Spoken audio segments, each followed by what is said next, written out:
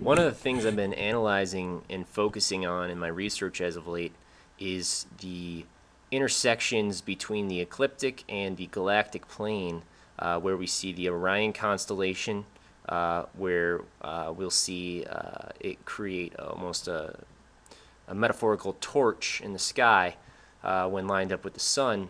And on the opposite side, we have what I like to call Enkidu or Sagittarius, whereas Orion is a representation of Gilgamesh. Because if you look at that old story of Gilgamesh, the first literature that we have from the ancient world, it is really a metaphorical story about the heavens. And you have all sorts of significance with celestial bull. You have the scorpion, which represents death or passing into the other world. And you have a lot of significance, a lot of evidence that suggests these constellations were present over 6,000 years ago, which mainstream will debate you to the end of the world on this concept, because they want to say that the Babylonians were the first to have created these constellations, when that is not true. We see evidence for it in Sumer. And so I've been focusing on these areas. I like to call the area of Orion's intersection the Silver Gate, with a religious significance of that at that position is the symbolic reference of life coming to this earth, and that's in reference to agricultural systems that would come to life during the equinox. And this intersection was at its pinnacle in alignment with the sun at noon during this time of equinox. And when it passed to the other side, it was the time of harvest. It was the time of death for vegetation. And so they referenced this into the sky as well. So you have that reference of Scorpio, and you have that reference of death at that time period. So what I wanted to focus on in this video is the positioning of Orion and the intersection at different areas on the map that are overlaid by the global great circles that I have focused on so much in my previous videos. In this area here, I'm choosing to be around the time of Sumer, because I believe that these people who did this were living around that time. If we look at this location, we are in Teotihuacan. And now the dating on this location is not that old. However, I do believe that the positioning of it is, there was something possibly built here before and they rebuilt over it, or we just have our dates wrong.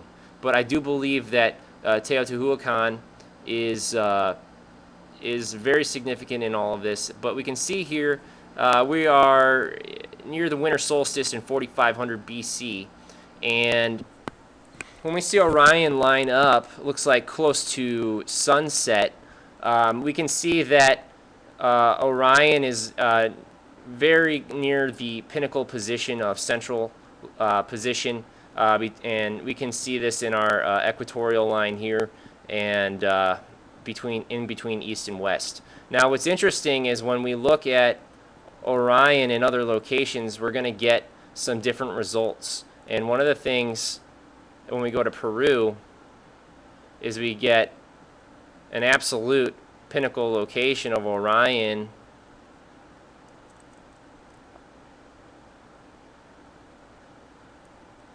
during this time,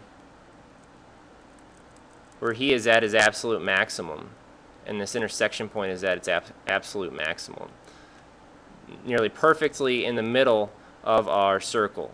So I believe that would be the main significant reason for choosing Peru as a location and creating this this great circle relative to Egypt, relative to Sumer, relative to Angkor Wat, relative to Easter Island. This is why they chose Peru, is because this is when Orion is at his full height and full glory, and and the Egyptians would have known him as Osiris.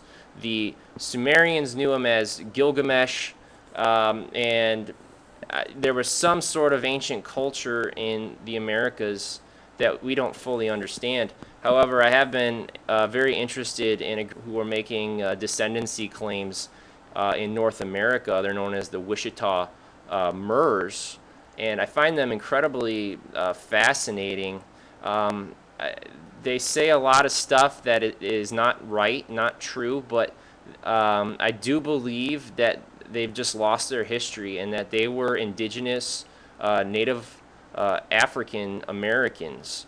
And when the Spanish defeated the Moors, who were black, then they proceeded to colonize the Americas. Now, if you just got out of an 800-year war with a particular race, and you then come and find them on the other side of the ocean, you may not act very kindly towards them and destroy their history, and not only that, enslave them. So that's the main argument here. Do we have indigenous people that were related to those in the old world that were here and that their history has been destroyed mainly by the Spanish when they first started to colonize the New World?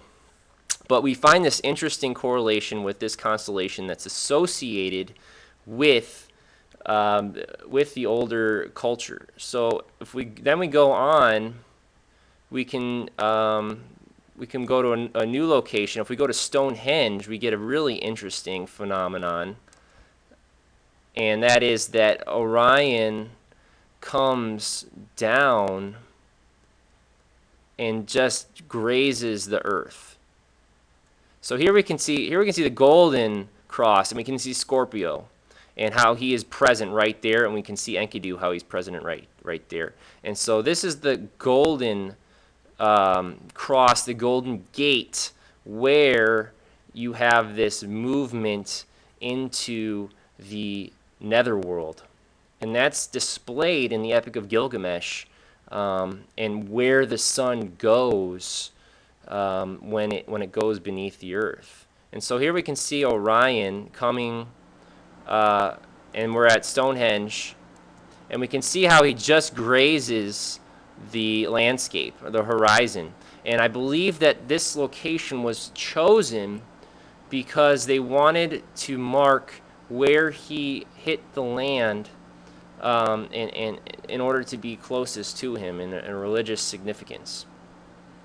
And I believe that these locations were chosen for that reason. Now, if we go to Egypt,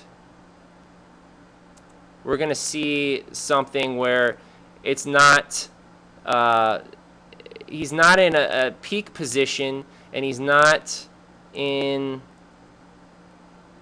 any sort of position close to the ground. We're not seeing that here. All we're seeing is that at this time period, this is when you're having your equinox, and this is when you're having your vernal equinox and your fall equinox, and when you have the life and death cycles occur.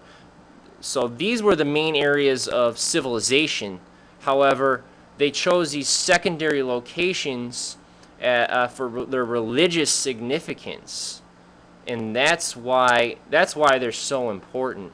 And they wanted to mark these positions of their valued religion in the sky.